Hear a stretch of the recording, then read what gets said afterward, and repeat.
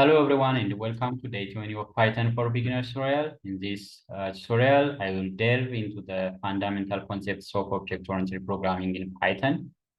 By the end of this tutorial, you will be able to understand what is object-oriented programming and what is object. Before that, don't forget to like, share, and subscribe, write comments below. Let's get started.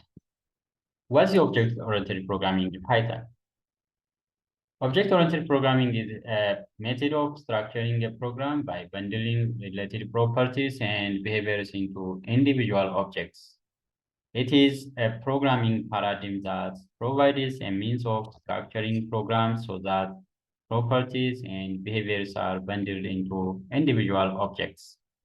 In Python, everything is treated as an object, including variables, functions, lists, tuples, dictionaries, and set, etc. For example, let's say a variable x that stores a value of 42, and we can determine the type of this variable x using type function. And 42 is an object of an integer, and every object in Python belongs to its own class. For example, this integer belongs to the class. An object is simply a collection of data or variables and methods, functions that act on the data.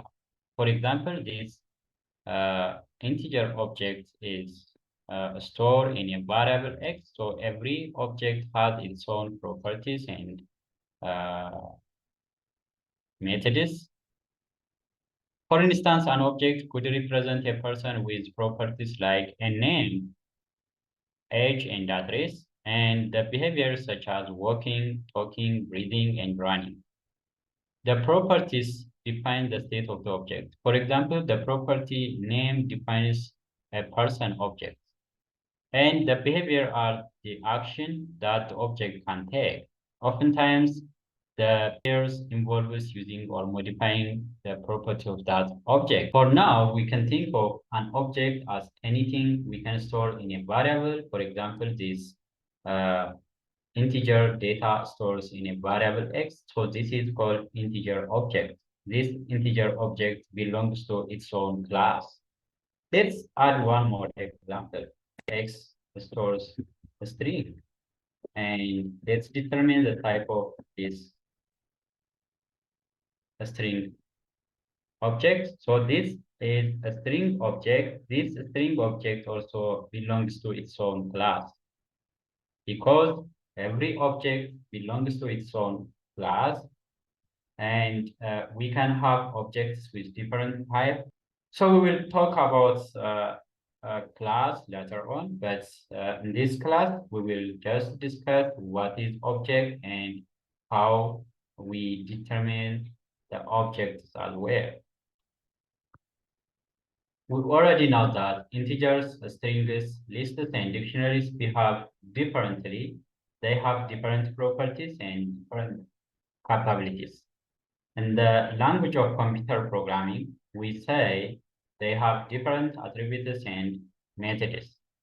An object's attributes are its internal variables that are used to store information about that object. So this integer object could store the information about integer. Okay. Let's add one more example. For example, the complex class with the numbers. So this complex number has real and imaginary parts with the formula of a plus bi. A and b are real numbers, and I is imaginary. Okay, so this complex object has its own properties and methods. For example, if you want to get the imaginary and real number of this complex object, we can use the attributes real, for example. So the real number is 3 in this case, and the imaginary number is x dot imag. Okay, that is 4. So real and imag is the properties of this complex object. We can determine the type of this object using type.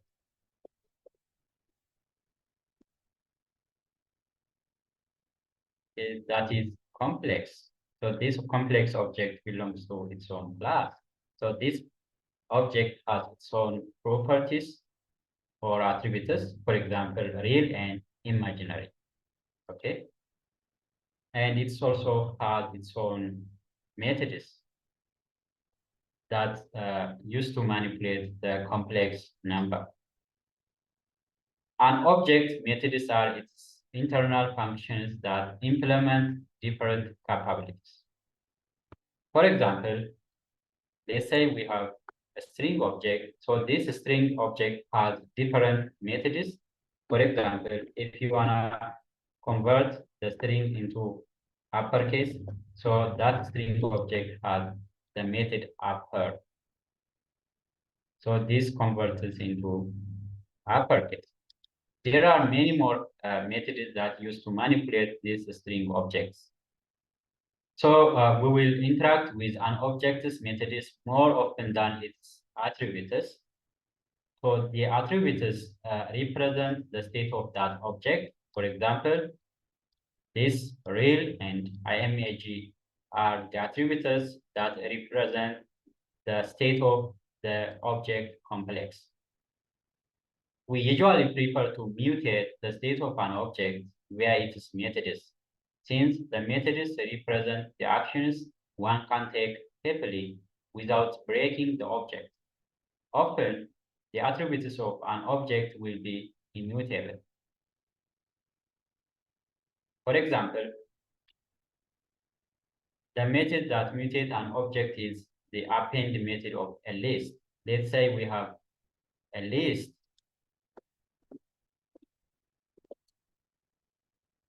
And if you want to mutate the object of this list, first of all, let's determine the type of this X. So this type is list object. So this list object has its own properties and methods. And this list object belongs to its own class. Now let's mutate this list object using its own methods. For example, if you want to append a new element in the current list, you can use x.append, and you can pass the elements to be appended at the end of the current list. And when you print out that list,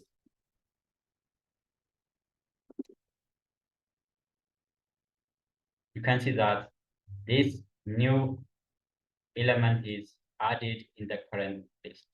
So this is called what? Mutating the objects using its own methods. Okay. The other is how do you know what the attributes and methods of an object are? We can use the Python's ER method that used to know what are the attributes and the properties of or methods of that object. For example, here I have list object, and I can see that there are a lot of methods and attributes in this list object here. For example, the append method is here, clear, copy, count, extend, and so on. You can use the dir function, which is a powerful and built-in function in Python 3 and above, which returns list of the attributes and methods of any object, including functions, modules, strings, lists, dictionaries, etc. So those are today's lesson. I hope you enjoyed this video. See you in the next tutorial.